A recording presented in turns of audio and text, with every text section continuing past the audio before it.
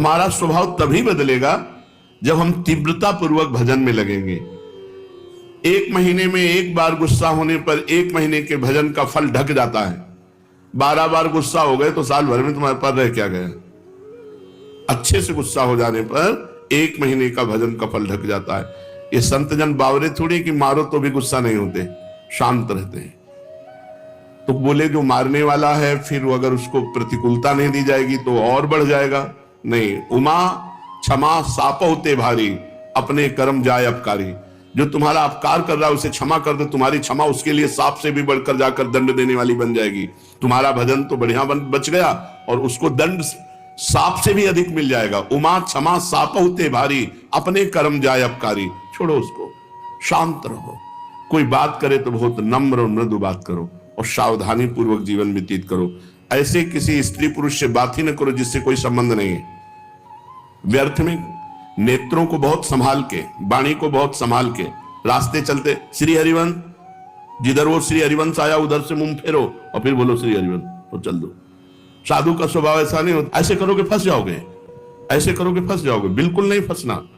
कोई श्री हरिवंश नाम के सहारे, राधा नाम के सहारे आपसे नेत्र मिलाना चाहता है, आपसे बातचीत करना चाहता है, बिल्कुल नहीं है श्री। और अगर स्त्री शरीर में है तो बोलना ही नहीं है। कोई पुरुष आपसे कह रहा है भाई जी श्री हरिवंश, बोलना ही नहीं। वो भले माने कि गुस्सा है क्या, पागल है क्या, सुनाई नहीं देता क्या, यही माने तो अच्छा है। ज्यादा अपने को प्रवीण संत न समझ ले, नहीं तो फंसने में देर नहीं लगती। माया फौरन फंसा लेती है, चित्त वृत्ति आकर्षित हो जाती है। इसलिए अपना स्वभाव बदले। भजन का फल है स्वभाव का बदलना। पूरी चेष्टा करता हूं साधना में, परिस्थिति में सुधार संतोषजनक नहीं आ रही, बड़ी निराशा छा रही है। जो साधक भगवान की कृपा का आश्रय लेकर साधना करता है, साधना में संलग्न है, प्रमाद नहीं करता, और ये स्थिति है कि संतोष नहीं हो रहा है, बढ़िया बात है। भगवान की कृपा का भरोसा करके साधना में कोई कमी नहीं पर संतोष नहीं हो रहा, ये बढ़िया बात है। संतोष होना बहुत हानिकारक है साधना में। साधना में असंतोष बढ़िया है। कभी संतोष नहीं, और भजन और भजन और साधन। संतोष हो गया तो मन कहेगा नियम तो पूरा ही हो गया, थोड़ी देर मनोरंजन कर लेते हैं। संतोष नहीं होना चाहिए, पर भगवान की कृपा का आश्रय और सच्चाई से साधना में लगन पूर्वक लगना। अमर पद की प्राप्ति का उपाय क्या है? उस मायातीत, कालातीत, अकाल पुरुष की प्राप्ति का उपाय क्या है? चिंतन। अनन्य चिंतयन्तो माम। भगवान ने कहा अनन्य चेता सततम यो माम स्मरति नित्यशः तस्याहम सुलभा पार्थ। मैं उसके लिए सुलभ हो जाता हूं जो निरंतर मेरा चिंतन करता है। नाम का चिंतन, रूप का चिंतन, गुण का चिंतन, बस चिंतन चलना चाहिए। चिंतन, भगवत चिंतन से अमर पद की प्राप्ति होती है। जब युद्ध जैसे कार्य में भी भगवत चिंतन हो सकता है तो हर कार्य में भगवत चिंतन हो सकता है। माम अनुस्मर युद्ध च। जब युद्ध जैसे कार्य में भगवान का स्मरण हो सकता है तो कोई भी कार्य ऐसा नहीं जिसको करते हुए हम भगवत स्मरण ना कर सके। निरंतर भगवत स्मरण ही अमर पद, भगवत प्राप्ति, परम पद के उपाय हैं। अगर भगवत चिंतन में अंतर पड़ रहा है तो उतना ही अंतर पड़ रहा है अमर पद में।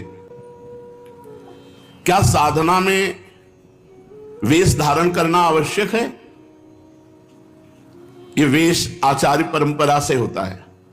ये जरूरी नहीं कि वेश धारण करे तभी परम पद मिलेगा, और ये जरूरी नहीं कि वेश धारण कर लिया तो परम पद मिलेगा। अगर वेश धारण करके भजन नहीं हो रहा, मनमानी आचरण हो रहे हैं तो नरक मिलेगा। और वेश धारण नहीं किए, बहुत सही साधना कर रहा तो उसे भगवत प्राप्ति होगी। वेश का विशेष महत्व नहीं है, महत्व भजन का है। भीतर अगर आपके भजन चल रहा है और बाहरी वेश कैसा भी हो तो आपको भगवत प्राप्ति होगी। बाहरी वेश साधु का, भीतर संसार का चिंतन, मान प्रतिष्ठा, रुपया पैसा, तो फिर भगवत प्राप्ति नहीं, नरक की प्राप्ति होगी। वेश आचार्य परंपरा से है। अगर वेश है और उद्देश्य है तो सोने पे सुगंध है, फिर क्या कहना है। मम भक्ति युक्तो भुवनम पुना, तो तीनों लोगों को पावन करने वाला है। लेकिन केवल वेश है, उद्देश्य भगवत प्राप्ति नहीं, भजन नहीं, इधर उधर भंडारा खाते डोलना, रुपया पैसा समेटना, मान प्रतिष्ठा, ये लोक व्यवहार, हंसी मजाक। तो संसारिक जीवन व्यतीत करने से कोई वेश थोड़ी भगवत प्राप्ति करा देगा। इसलिए वेश का विशेष महत्व नहीं है, भजन का विशेष महत्व है, उद्देश्य का विशेष महत्व है। वेश रखकर तो विशेष सावधान रहना चाहिए कि भगवान ने इतनी कृपा की, मुझे विरक्त वेश दे दिया, अब मेरे से गलती न हो, अब मैं भगवत प्राप्ति इसी जन्म में कर लूं। सोते हुए जब कैसे होता है? जब कहा जाता है 24 घंटे जप करो, तो सोने में तो 6 घंटे जाते हैं, तो 6 घंटे तो जप नहीं होता। नहीं, जब हम निद्रा में जा रहे हो और भजन करते हुए सो गए, तो हमारा जितना सोने में समय जाएगा वो सब भजन माना जाएगा। जैसे मरते समय नाम ले लिया तो पूरे जीवन क्या किया है परिणाम नहीं देखा जाएगा, आपको भगवत प्राप्ति होगी। ऐसे सोते समय नाम जप करते हुए सो गए तो 6 घंटे, 7 घंटे, 5 घंटे, 4 घंटे जो सोए वो भजन का फल मिलेगा। इसलिए सोते समय बहुत होश में होना चाहिए। सब बातें हटा करके नाम में एकदम डूबते हुए फिर नींद में चले गए। तो निद्रा समाधि स्थिति, जो सोना है वो भी आपका समाधि भजन माना जाएगा, क्योंकि निद्रा में वृत्ति लीन होने के पहले आप नाम जप कर रहे थे, तो नाम जप में ही लीन माना जाएगा, निद्रा में नहीं माना जाएगा। निद्रा के ठीक पूर्व एक क्षण पहले तक नाम जप चल रहा है और फिर सो जाइए, तो आप देखिए जगते समय वही नाम जप चलता मिलेगा, तो बीच में आपका भजन ही माना जाएगा। ऐसे 24 घंटे भजन माना जाएगा। प्रश्न कर रहे हैं, भजन करने के लिए क्या घर छोड़ना आवश्यक है कि भाई अब भजन करना है तो घर द्वार छोड़ दे? हमें लगता है कि अगर भजन का अभ्यास नहीं है तो बाहर ज्यादा माया जाल है, बाहर ज्यादा माया जाल है, घर की अपेक्षा बाहर ज्यादा भ्रष्ट होने के चांस हैं। अब कहीं तो कमरा लोगे, कहीं व्यवस्था, तो रुपया कैसे मिले? तो धनी पुरुषों का संग करो, फिर व्यभिचार और नाना प्रकार की गलतियां और नाना प्रकार के दोष हो जाते हैं। घर में अपनी कमाई का खा के दूसरों का उपकार करते हुए जो भजन करता है बहुत जल्दी सिद्ध हो जाता है। जो विरक्त है, भगवान की विशेष कृपा हो गई है और वो साधु समुदाय में रहे, आकाश वृत्ति या मधुकरी वृत्ति से जीवन यापन करे, खूब भजन करे, सिद्ध हो जाएगा। जो मेहनत करके कमाया है जिंदगी में, उसी अपनी कमाई के धर्म के टुकड़े खाओ और खूब नाम जप करो। अगर धाम आदि की यात्रा करो तो अपने पैसे से करो, 1 पैसे का किसी से सहयोग मत लो, 1 पैसे की वस्तु किसी से मत खाओ। गृहस्थ धर्म में ऐसे, और विरक्त धर्म में माधुकरी वृत्ति या आकाश वृत्ति से जो भगवान देते हैं, और समुदाय में रहे, क्योंकि अलग रहने पर मनमानी आचरणों के होने की संभावना है, और समुदाय में एक दूसरे की सुरक्षा बनी रहती है। घर में भगवान का नाम लेने से, भगवान में मन लगाने से ज्यादा अच्छा है। हाँ, जो जीवन भर भजन करता रहा है और उसने देखा हमारे कर्तव्य का कार्य पूरा, बच्चों का ब्याह हो गया, संसार, ए भाई राधे श्याम, और चला, वो बात अलग है, वो बात अलग है। वो शास्त्र आज्ञा करता, चौथेपन में विरक्त होकर के विरक्तों के बीच में रहकर भजन करे, अपने कर्तव्य का पालन हो गया, अब हम भगवान के भजन में चले। कहते हैं कि जो भजन नहीं करता वो आत्महत्यारा है, जो भजन नहीं करता वो आत्महंता है, आत्महत्यारा है। ऐसा क्यों कहा गया? बोले भगवान ने कृपा करके मनुष्य जन्म दिया है, कृपा करके सुविधा दी है कि इस जन्म में प्रमाद से हटकर भजन करके मेरी प्राप्ति कर लो, और अगर आपने नहीं की तो यह अपराध बना और आप आत्महत्यारे कह जाओगे। जो न तरय भवसागर अस समाज नर पाए, स्वत निंदक मंदमति आत्महनन गति जाए। जैसे कई बार बताया है कि भारतीय सरकार किसी आदमी को विदेश भेजे और सारी सुविधा वहां, घर मकान स्त्री पुत्र परिवार सब सुविधा दे, और अपना सरकारी काम बता दे कि ये काम करना है। अब उसने सरकारी काम तो किया नहीं, सरकारी सुविधा का भोग करके बेटी बेटे को पढ़ाया, ब्याह किया, सब किया, सब किया। और जब भारत लौटा तो उसे पूछा गया वो कार्य, जिस कार्य के कारण आपको विदेश भेजा गया था, जिस कार्य के कारण आपको सुविधा दी गई थी, वो कार्य? बोले वो कार्य तो नहीं हुआ। तो वो दंडनीय अपराध होगा और उसे जेल मिलेगी, क्योंकि उसको उस कार्य के लिए सारी सुविधाएं दी गई थी। तो भगवान ने मृत्यु लोक में मनुष्य रूप में हमें भेजा भारत में, किस लिए? जाओ साधन धाम मोक्ष कर द्वारा, साधना करो और अपने जीवन को मुक्त अवस्था में लाओ, भगवत प्राप्ति कर लो। तो लड़का पत्नी परिवार सबका पालन पोषण किया, खूब सब कुछ किया, लेकिन प्रधान सरकारी कार्य भजन करके भगवत प्राप्ति ये नहीं किया तो आपको जो गति आत्महत्यारे की होती है वही दुर्गति आपकी होगी। हम आपसे और समझना चाहते हैं। कुछ ऐसा कहा जाता है कि अगर राम के साथ सीता की उपासना न करे और कृष्ण के साथ राधाजू की उपासना न करे तो नरकगामी होते हैं, ऐसा सुना है? नहीं, शास्त्रों में जो वर्णन है उसको समझना है। भगवान श्री राम या भगवान श्री कृष्ण का जब आप पूजन करते हैं तो उसी में शक्ति विराजमान है, वो अकेले कभी रह नहीं सकते। शक्तिमान शक्ति में ही विराजमान है, शक्ति शक्तिमान में ही विराजमान है, दोनों अभेद हैं। शक्ति और शक्तिमान कभी अलग हो ही नहीं सकते हैं। इसीलिए भगवान शिव ने अर्धनारीश्वर करके दिखाया, इसीलिए हमारे प्रिया प्रीतम मिलित रूप दिखाए। रूप बेली प्यारी बनी सुप्रीतम प्रेम तमाल, दो मन मिली एक भय श्री राधा वल्लभ लाल। दोनों प्रिया प्रीतम मिलित रूप हैं। यदि रामकृष्ण के उपासकों को नरक जाना पड़े तब तो धोखा ही धोखा हो गया। ऐसा जो कोई वर्णन करता तब तो धोखा ही हो गया।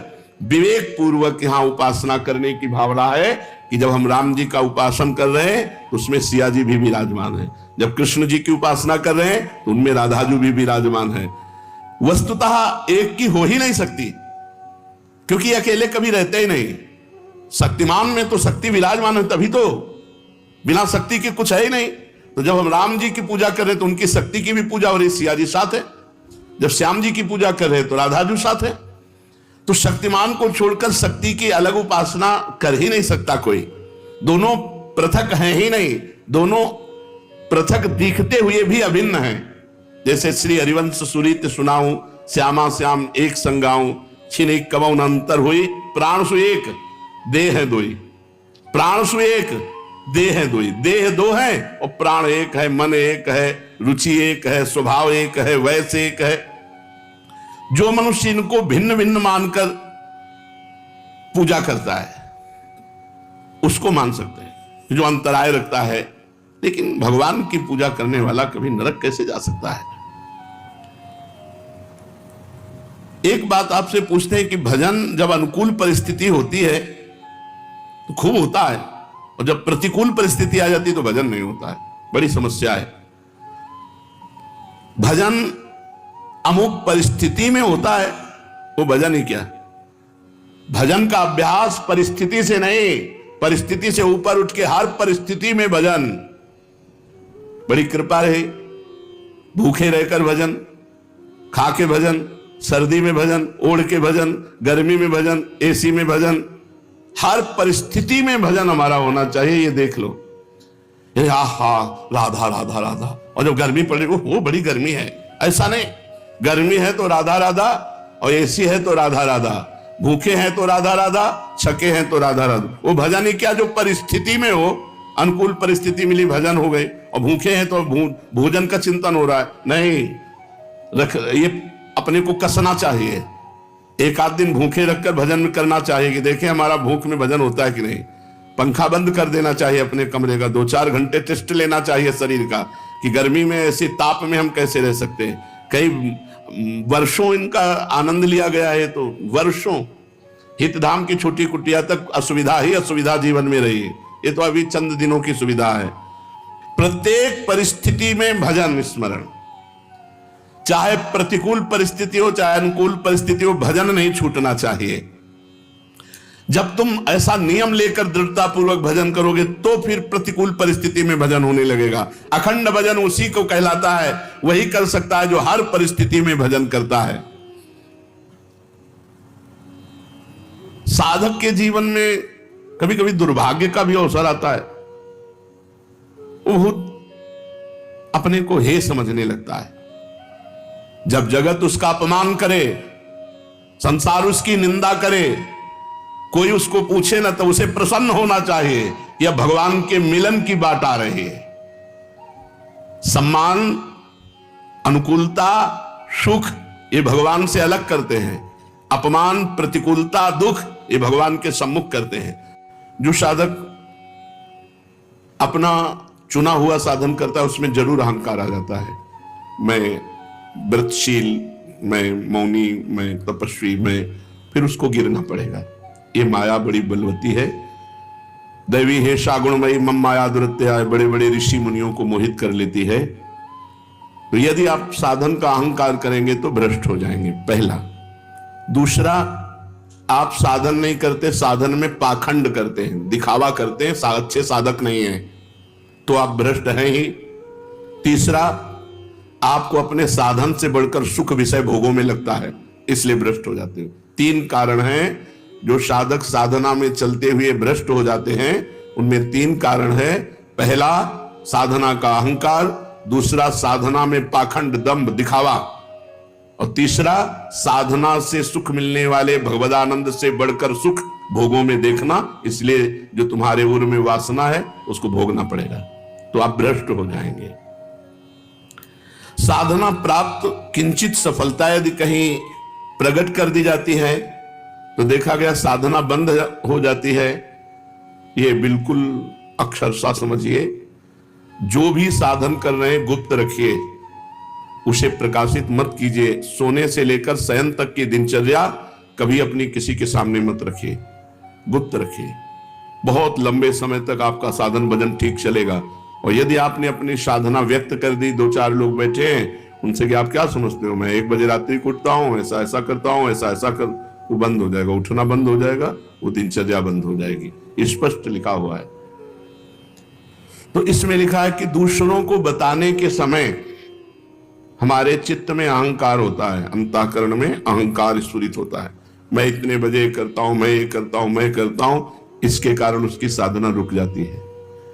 यदि उसे घुमा के वर्णन करे कि संतों ने कहा रात्रि के 1-2 बजे उठ जाना चाहिए, भजन साधन करना चाहिए, फिर ब्रह्म मुहूर्त में अमुक अमुक ऐसा साधना करना चाहिए, संतों ने कहा है, अपनी डायरेक्ट बात ना बतावे कि हमारी साधना क्या है। सदैव अपनी साधना को गुप्त रखे, भगवत चर्चा करे, संतों की बातें बताए। अपनी बात बतानी है तो किसी साधक ने ऐसा अनुभव किया, ऐसी बात बतावे। कभी अपने को उसमें सम्मिलित न कर ले कि मैं अपना अनुभव बताता हूं कि ऐसी ऐसी दिनचर्या मेरी 10 वर्ष से चल रही। तो आप लिख लो, अगर 10 दिन के अंदर न रुक जाए तो मैं बता देना, चाहे जितनी हिम्मत कर लो, 10 दिन के अंदर रुक जाएगी, हम कह रहे, गारंटी। आप अपनी संपूर्ण साधना को किसी से बता दो, अगर 10 दिन के अंदर वो साधना न रुक जाए तो हमें बता देना। कभी भी किसी भी स्थिति में अपना रहस्य नहीं खोलना चाहिए साधना का, कि हम क्या साधना करते हैं, कितनी करते हैं, क्या करते हैं। कुछ अगर अनुभव के साधकों का मंगल हो तो उसे अन्य संतों के या साधकों के शब्दों में बोल दे, अपने डायरेक्ट ना खोले कि ये मेरी दिनचर्या है, ये मेरी साधना है। बताते समय भाव तो आ ही जाता है कि मेरा साधन अच्छा चल रहा है, तो इस मनोवृत्ति से कैसे बचे। ऐसी बात मन में आवे तब यही माने कि मेरा साधन गुरु कृपा से चल रहा है, भगवत कृपा से चल रहा है, और दूसरों का भी साधन भगवान जैसा चला रहे हैं वैसा चल रहा है। अभिमान करने की कोई जरूरत नहीं है। अभिमान की वृत्ति उदय होने ही ना दे। दूसरे जैसे भगवान चला रहे हैं वैसे चल रहे हैं, हमें जैसे भगवान चला रहे हैं वैसे हम चल रहे हैं। साधना करते समय मन में संकल्प विकल्प बहुत उठते हैं, इसके लिए क्या करें। वैसे साधना तो इसी बात की है कि कोई संकल्प ना उठने पावे, पर यदि संकल्प उठे तो उसे पूरा होने न दे, उसे नष्ट कर दे। संकल्प उठे तो उसे पूरा ना होने दे, चाहे सत हो चाहे असत हो। नहीं, संकल्प बनना बंद नहीं होगा। साधना है संकल्प रहित होने की, कोई संकल्प नहीं, ना अच्छा ना बुरा। बोले हम आज से ये संकल्प करते हैं। आज से क्या संकल्प करते हैं, हमारा तो जीवन भर का संकल्प है कि भगवान का नाम न छूटे, बस उसी में। अभी तक नहीं पूरा हो पाया संकल्प, तो और संकल्प बना के क्या करें। भगवान का साक्षात्कार करना है, अभी तक नहीं पूरा हो पाया, तो और संकल्प बना के क्या करें। ये जो छोटे छोटे संकल्प उठते हैं, ये करना है, ये देखना है, ये सुनना है, ये भोगना है, इनको नष्ट कर दे। कैसे नष्ट होते हैं, नाम जप करते हुए इनकी उपेक्षा कर दे तो अपने आप ही नष्ट हो जाते हैं। नाम जप बंद ना हो और आप लगाव ना रखें जो अंदर मन संकल्प विकल्प दे रहा है, तो वो नष्ट हो जाएंगे। अगर परमार्थिक शुभ संकल्प कोई हो तो उसे आदर दे दो, नहीं तो परमार्थिक व्यवहारिक दोनों खत्म। बिना संकल्प के चलने दो। संकल्प रहित साधना ही भगवान की प्राप्ति का है। कोई संकल्प नहीं, कोई संकल्प विकल्प नहीं। इतना जपना ये भी संकल्प नहीं, निरंतर जपना है ये संकल्प। हमारे जीवन का लक्ष्य है एक भी श्वास खाली ना जाए, एक भी मिनट व्यर्थ ना जाए। पूछत रीति भभूकत धावत, श्री सेवक जी महाराज लिखे। नहीं, कैसे बदले, भजन का तीव्र अभ्यास, भजन से जब हृदय शीतल हो जाता है तो कोई गाली भी देता है तो उत्तर देने का मन नहीं होता, कोई गुस्सा भी दिलाता है तो इतनी शीतलता है कि गुस्सा ही नहीं आती। भजन का तीव्र अभ्यास और भगवान से कृपा याचना करना कि हमारा स्वभाव बदल दो। सेवक जी कह रहे हैं, या जो पर्यो मोहि सहज स्वभाव से हरिवंश नाम रस चाओ,